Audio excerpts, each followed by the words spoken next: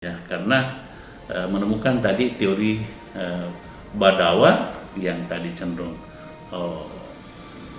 primitif, kemudian ini harus berusaha mengubah diri mereka agar bisa membangun yang disebut dengan hadorah, yaitu peradaban. Dan ini kemudian dia memperkenalkan istilah ilmu umron, bahwa ya kita harus berperadaban, berkeadaban, dengan catatan ya semuanya untuk penyembahan kepada Allah, ya. Jadi alam ini bukan untuk disembah, tetapi alam ini harus dimanfaatkan, ya. Ya, sebetulnya bukan hanya alam yang nampak, tetapi alam gaib pun juga diyakini menjadi sumber.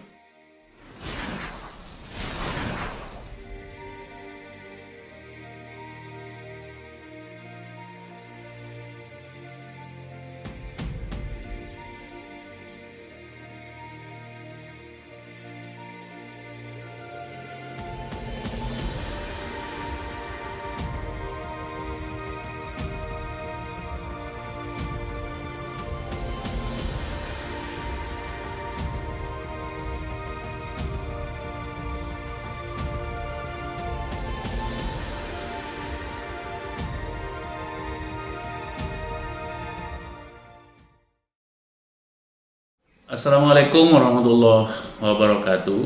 Alhamdulillahirrabbilalamin. Wabihi nasta'inu ala umuri dunia waddin. Wassalatu wassalamu ala asyrafil anbiya'i wal mursalin wa ala alihi wa sahbihi ajma'in, amma ba'du. Para pendengar, pembaca, penonton, pemirsa ya dimanapun berada, kita lanjutkan perbincangan kita tentang Islamic Communication, yaitu komunikasi Islam, yang pada episode-episode yang lalu selalu kita melihat sisi kiri yang cenderung eksklusif dan sisi kanan yang cenderung inklusif.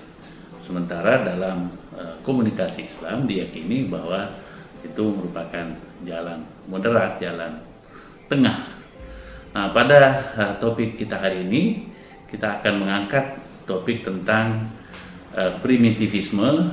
Itu satu sisi berhadapan dengan civilization atau civility. Dalam pandangan primitivism, bahwa dunia ini, hidup ini itu selalu diusahakan agar sesuai dengan kehidupan alamiah, kehidupan keseharian manusia berdasarkan kedekatan mereka dengan alam. Jadi bagaimana mereka berinteraksi dengan air, berinteraksi dengan api, tanah, gunung, hutan, ya, berinteraksi dengan udara. Nah, itu semua menjadi sangat penting dalam kehidupan mereka. Nah, mereka biasa dianggap lebih mencintai alam, ya, karena tidak mau mereka merusak alam itu, karena anggapan mereka alam ini adalah sumber kehidupan yang harus memang dipelihara, dan hidupnya juga ya tentu ditentukan oleh alam itu, sehingga kehidupan mereka itu dianggap primitif, ya, karena sangat memang mencintai, mengagumi alam sekitarnya, dan mereka mengolahnya itu dengan penuh persahabatan, ya, penuh keramah-tamahan dengan alam ini. Bahkan ada kecenderungan untuk menyembah alam ini, karena bagi mereka ya tanpa alam ya mereka tidak bisa eksis, wujud atau bertahan di muka bumi ini. Dan mereka kemudian melahirkan sistem kepercayaan, sistem keyakinan, sistem keberagaman, ya, sesuai dengan alamnya. Ya, bagi masyarakat yang lebih banyak berinteraksi dengan laut, ya mereka kemudian ada semacam persembahan atau penyembahan terhadap laut, ya.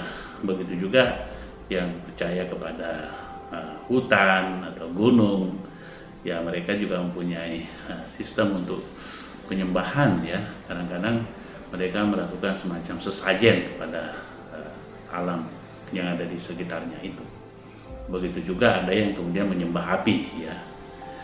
Kemudian yang model yang sebelah kanan yang lebih inklusif itu cenderung untuk membangun peradaban yang disebut dengan civilization atau civility, yang tentu perjuangan mereka agar bisa mengobservasi, bahkan sering itu mengeksploitasi alam sekitar ya, karena mereka harus mengubah ya, harus membangun ya sesuatu yang sifatnya tadi alami menjadi sesuatu yang berubah wujud atau bentuk sehingga tidak lagi alami ya. Mereka kemudian menemukan sains dan teknologi dalam rangka untuk mengubah alam seputarnya itu sehingga bisa bermanfaat untuk dirinya ya, untuk masyarakatnya, bahkan untuk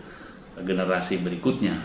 Nah, sehingga mereka ini bukan menyembah tetapi malah ingin menemukan rahasia-rahasia alam ini sehingga bisa dimanfaatkan untuk kesejahteraan manusia. Jadi umpamanya api ya itu harus dimanfaatkan sebagai sumber energi. Nah, air umpamanya ya harus dimanfaatkan untuk sumber kehidupan manusia. Begitu juga udara, begitu juga tentang pepohonan ya. Nah, kemudian sekarang kalau kita lihat bagaimana komunikasi Islam ya justru itu mengedepankan apa yang disebut dengan hadarah ya, apa yang disebut dengan lawan daripada badawah. Nah, ini teori yang dikemukakan oleh Ibnu Khaldun, seorang tokoh sosiologi yang bahkan ada yang menyebutnya sebagai bapak sosiologi ya, karena menemukan tadi teori badawah yang tadi cenderung primitif, kemudian ini harus berusaha mengubah diri mereka agar bisa membangun yang disebut dengan hadarah, yaitu peradaban. Dan ini kemudian dia memperkenalkan istilah ilmu umron, bahwa ya kita harus berperadaban, berkeadaban dengan catatan ya semuanya untuk penyembahan kepada Allah ya. Jadi alam ini bukan untuk disembah, tetapi alam ini harus dimanfaatkan ya. Ya sebetulnya bukan hanya alam yang nampak, tetapi alam gaib pun juga diyakini menjadi sumber kehidupan ya, untuk nanti bisa beribadah dengan baik kepada Allah Subhanahu wa Ta'ala, sehingga mereka bisa melahirkan masyarakat yang bertamadun ya. Mereka membangun masyarakat yang kemudian disebut dengan masyarakat madani, yang berperadaban, yang berkeadaban ya.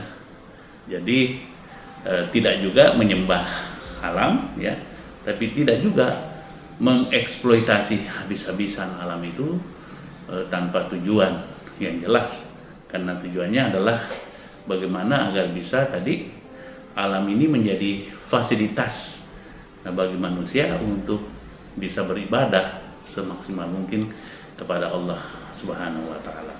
Nah, inilah jalan tengah yang diperkenalkan oleh pemikir-pemikir Muslim yang tentu diambil dari prinsip Al-Quran, bahwa kita melihat dunia ini sebagai mazra'atul akhirah, sebagai tempat untuk melakukan mazrah ya, bercocok tanam untuk membangun peradaban dalam hidup di dunia ini dan juga nanti di hari kemudian yang mereka yakini sebagai tujuan akhir yang disebut dengan Jannatul Firdaus Jannatul Naim, Jannatul Adan, dan Jannatul Ma'wa, dan seterusnya.